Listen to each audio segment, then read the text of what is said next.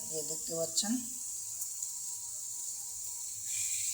পেঁয়াজ রসুন একসাথে ভেজে নিচ্ছি। তারপরে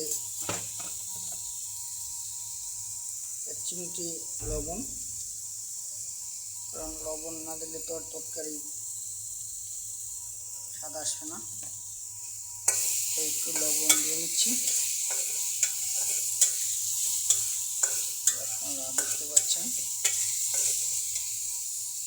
কেউ যদি ব্যাচেলার থেকে থাকেন, রান্না শিখতে চান, তাহলে আমার কমেন্ট বক্সে কমেন্ট করবেন। আমি আপনাদের রান্না শিখিয়ে দেবো, আমি যেভাবে রান্না করি আর কি। কারণ এক এক দেশের এক এক রকম রান্না। কেউ মাংস